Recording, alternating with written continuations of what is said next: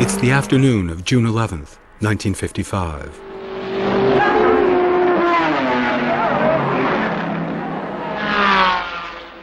Between 200,000 and 300,000 people attend the ultimate endurance challenge in automobile racing, the 24 Hours of Le Mans.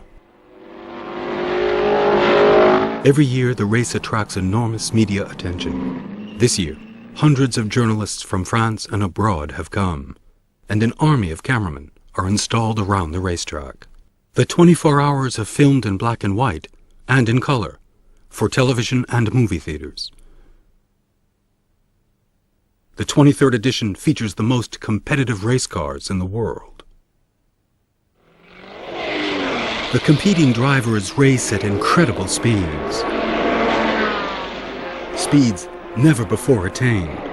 When, without warning, at the 147th minute, a Mercedes suddenly explodes and catastrophe strikes. More than 80 dead, 140 injured. It is the deadliest accident in the history of automobile racing. But what happened? Why so many victims? Why did organizers allow the race to continue? Let's start by returning to several days before the race. Tuesday, June 7th, 1955, noontime, at the Le Mans airport. Intended for neither television nor movie theaters, the footage we're watching was shot by an amateur photographer and race car enthusiast, Bernard Chotard, who lived near the racetrack. Alerted by a friend, Chotard arrived just in time to discreetly shoot this footage with his small 8mm camera. It's the first time race cars have ever arrived in Le Mans by plane. They're the new Jaguars, the much-awaited avant-garde of automobile racing. The new Jaguar is reputed to combine revolutionary aerodynamic design and incredible engine power. 3 of these 4 cars will race, the other held in reserve. With these high-powered cars, the English constructor hopes to repeat its success of 2 years earlier and win the world's most celebrated endurance race. The general public doesn't get to see the cars until the next day, Wednesday, June 8th, in downtown Le Mans. Experts inspect and verify the race cars inside this portico. For racing fans, today is their best chance to film, or at least get close to, the cars and the drivers, like the famous English champion Stirling Moss. And here, American John Fitch. Television cameras pursue their pre-race coverage, but in black and white. Here, we can recognize the 4 Jaguars making their way towards the portico. And now their rivals, the Mercedes, who arrived from Stuttgart, Germany by trailer truck. The pilots' identities are controlled. The man in the fedora is Alfred Neubauer, the head of the Mercedes racing team for almost 30 years. Standing next to him is French pilot Pierre Levegh, who will drive this year for Mercedes. Levegh had caught the eye of Neubauer, and for that matter, almost everyone else, for the first time 3 years earlier, during the June 1952 race. Mercedes returned to the Le Mans circuit after a long absence, a return marked by victory. But the Mercedes' victory was overshadowed by the Frenchman's prowess. Behind the wheel of the Talbot No. 8 car for 22 consecutive hours, Levegh was leading, headed for an unexpected historic exploit, when his Talbot suddenly broke down. The Le Mans crowd roundly cheered the disappointed Frenchman as he returned to the grandstand on foot. At 46, he'd come very close to an exceptional victory. Now exhausted, he falls into his wife's waiting arms. 3 years later, in June 1955, the Frenchman will drive for Mercedes. For Neubauer, Levegh's addition to the team improves Mercedes' chances for victory. and 10 years after the war, the addition of a Frenchman to the German team is a diplomatic coup. Suits and ties are the order of the day for all the drivers, not just Levegh. The day is devoted to the official, formal presentation of the cars, driving teams, and the drivers. This is Fangio, the reigning world champion. The Argentinian is the world's most celebrated race car driver, and he drives for Mercedes. Here sitting in his Jaguar is the British Mike Hawthorn, the pilot most feared by Mercedes. Filming them together is a great coup for cameramen and photographers, because expectations are high for the upcoming duel between Fangio and Hawthorn, between Mercedes and Jaguar. Friday, June 10th, the day before the race. This footage is broadcast on the French Evening News. It highlights the impressive arsenal of equipment used to broadcast this year's race, whose live coverage is an important event in both racing and French television history. 25-meter tall antennas will transmit images and sound to the relatively few 260,000 French households equipped with televisions. But the broadcast technology is nevertheless impressive, with international implications. 4 relay stations link Le Mans to Paris for the French feed, and from where it will be broadcast to the new European network, Eurovision, in Belgium, the Netherlands, Germany, Switzerland, and Italy. Le Mans 1955 would make its mark. Saturday, June 11th, the first day of the race. To try and outdo the increasingly important role of television, a British newsreel company films in color and in CinemaScope to distinguish their coverage in movie theaters. More than 200,000 spectators are stretched out along the 13-kilometer circuit. But the most coveted places are those next to the starting block, near the stands, also where the most expensive billboard space promotes spark plugs, oil filters, tires, headlights, and windshield wipers, an expense justified by a booming French automobile industry. As the starting time approaches, the crowd gets larger.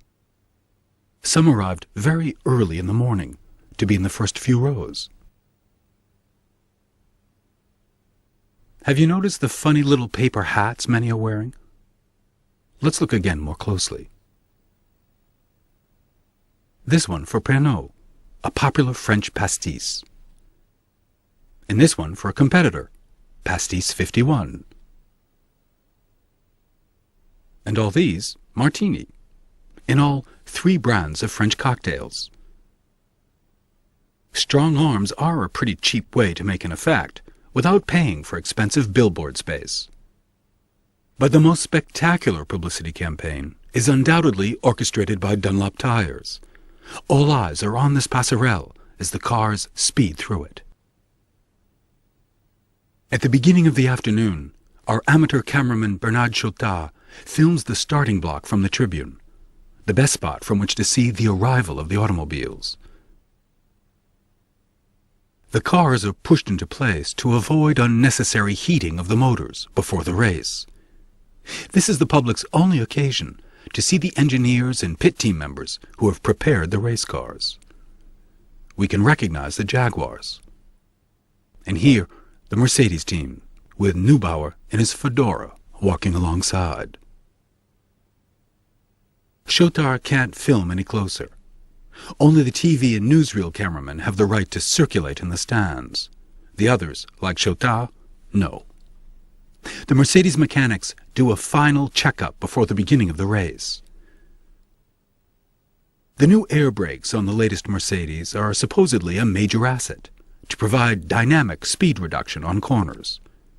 They're the Mercedes reaction to Jaguar, who presented state-of-the-art disc brakes only 2 years earlier.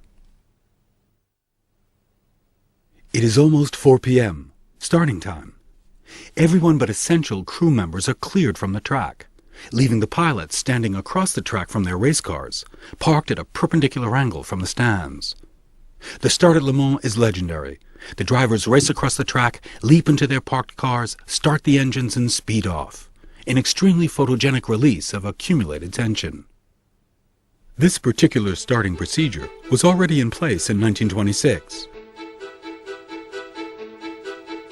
That the cars not all start at the same time would avoid accidents, and moreover, the public would have the opportunity to watch the drivers close the roofs of their cars before starting their motors. Constructors loved the 24 hours of Le Mans, which had always been a great showcase for the technological prowess and equipment of their automobiles.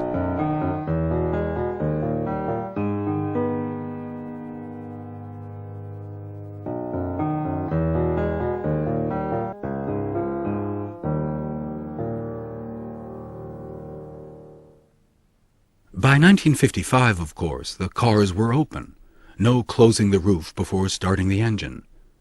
But the almost perpendicular angle from the starting block had been retained as one of the defining elements of the race, and the most filmed.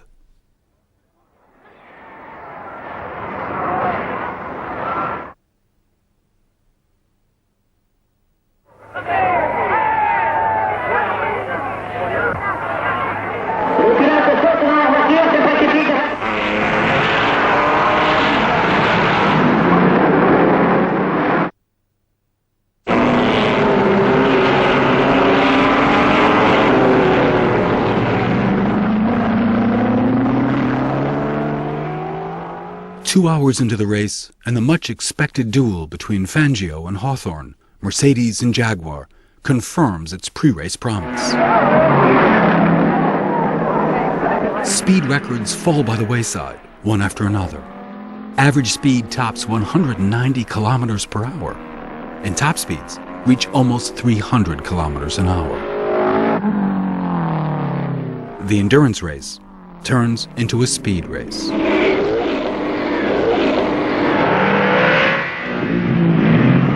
But most of the cars can't maintain the pace set by the leaders, and this difference in speed will play an important role in the drama that follows.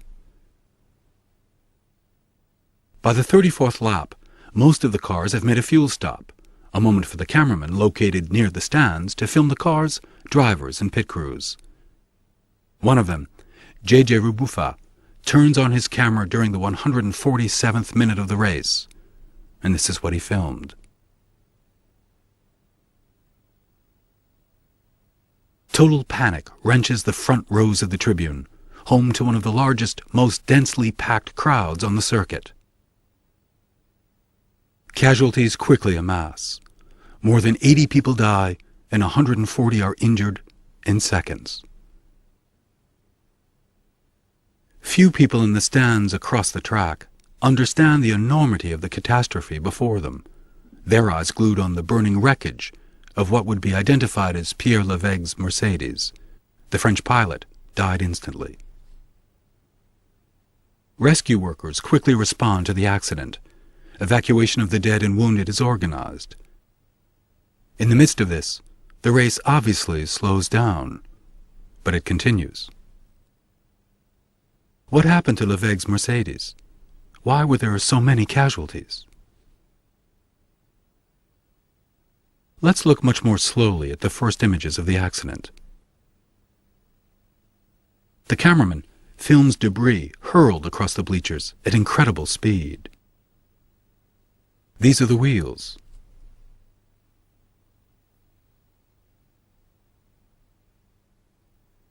And what just might be the Mercedes air brakes.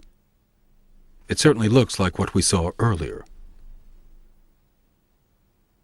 They're all part of the whirling explosion of debris flung at the front and through the front rows of the bleachers. J.J. Rubufa was not the only cameraman with footage of the crucial panic moment. A British Pathé cameraman was filming at almost exactly the same time. This from the Pathé newsreel report, seen in movie theaters across Great Britain.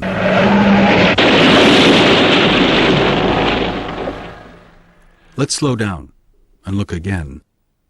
While Levegh's Mercedes somersaults, shatters, and explodes, another out-of-control race car reels backwards across the track towards the camera.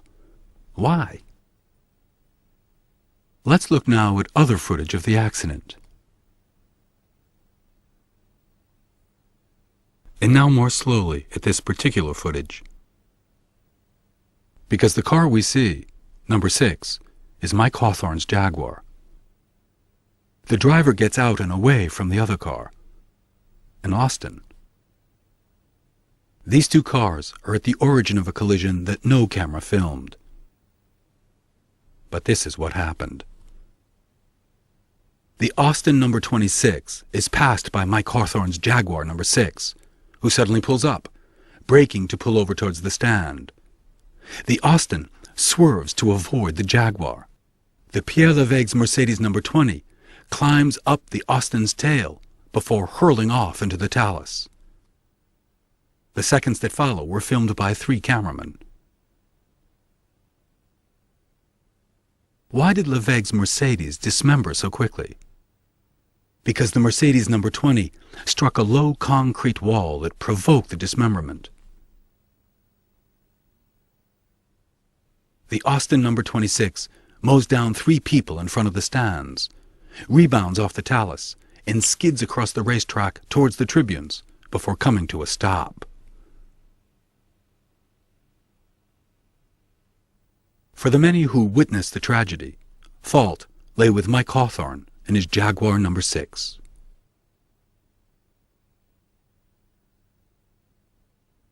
Let's look one last time at the complete trajectory of each vehicle at the moment of the accident. The Austin is going almost 190 kilometers an hour.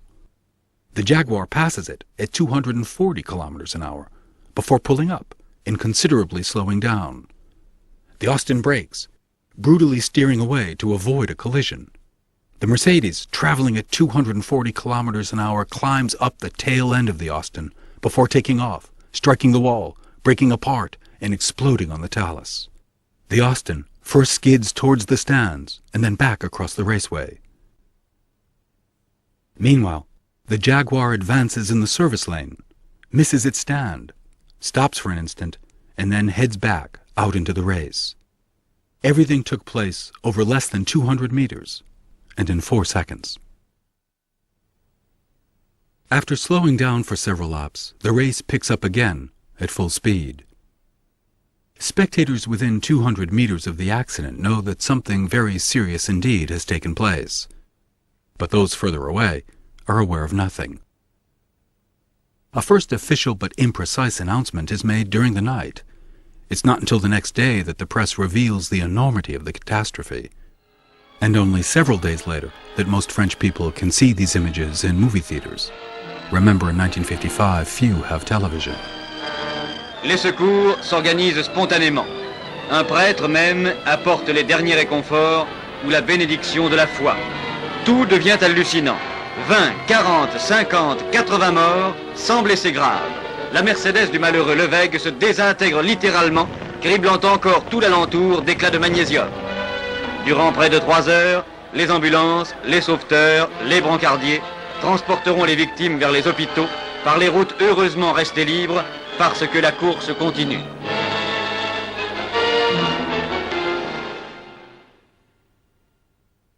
This footage was taken nearly an hour after the accident.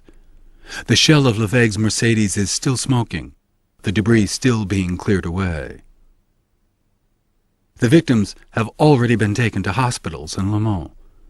The organizers' decision to not interrupt the race effectively allowed rescue operations to proceed quickly. If the race had been stopped, as many as 40,000 spectator vehicles would have blocked traffic and prevented easy access to and from the racetrack for rescue teams, police, and ambulances. Throughout the night, cameramen can film only where the circuit is illuminated. This tribune, for example, is lit so that journalists can continue to write their copy and meet their next deadline. Since the accident, the Mercedes driven by Fangio and Moss has taken the lead.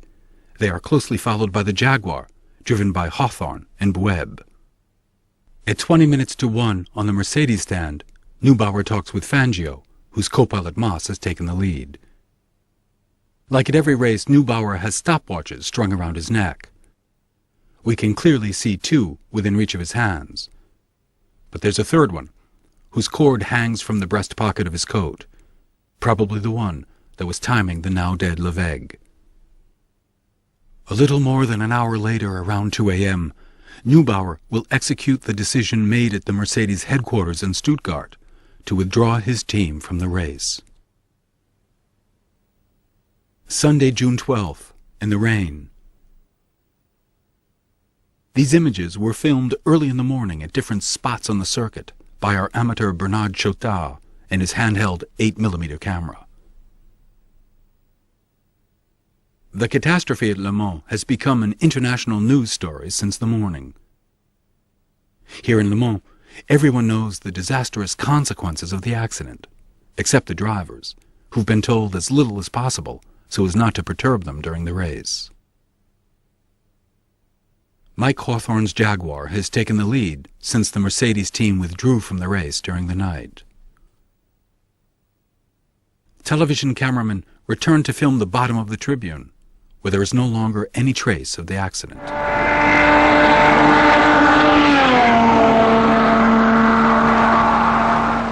The decision to continue the race under such conditions outrages some of the journalists covering the event and some of the public. The race director replies that continuing was the only way to ensure rapid evacuation of the victims. But there was perhaps another reason. Stopping the race would have bankrupted the 24 hours of Le Mans. They would have had to reimburse the spectators and companies who had bought publicity space. And more importantly, constructors would have had the right to demand payment for damages and interest for failure to comply with course regulations that were very clear. The race is stopped only if the racetrack becomes impracticable. The circuit was never, in fact, impracticable. At the end of the race, the Mercedes stand is empty, the team already returned to Stuttgart. It would be 30 years before a Mercedes would race at Le Mans. A little after 4 p.m., Mike Hawthorn's Jaguar crosses the finish line and wins the race.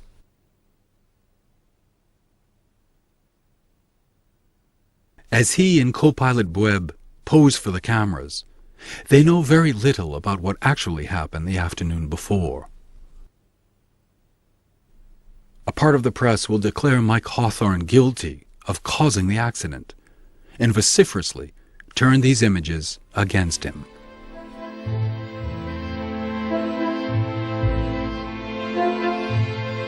Both Mercedes and Jaguar defend themselves with equal force, both denying any responsibility for the tragedy.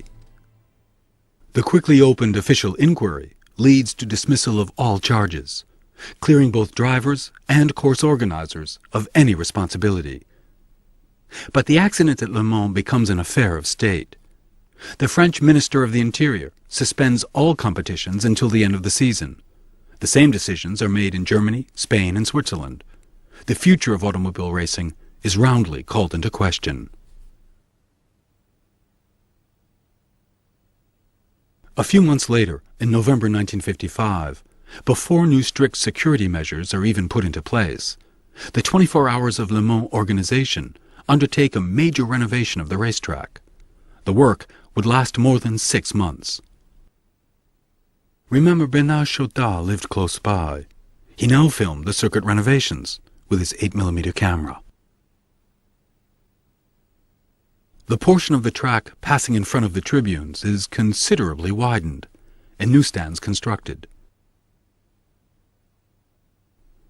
The bleachers are also entirely rebuilt.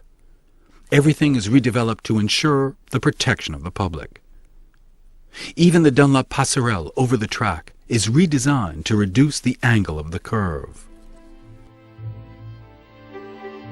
Space in the course grounds for a hospital and surgical unit is included. The number of ambulances will rise from 6 to 35. All of which will cost a small fortune. But the circuit would be ready for the next edition of the 24 Hours of Le Mans, which instead of in June, would take place in July 1956.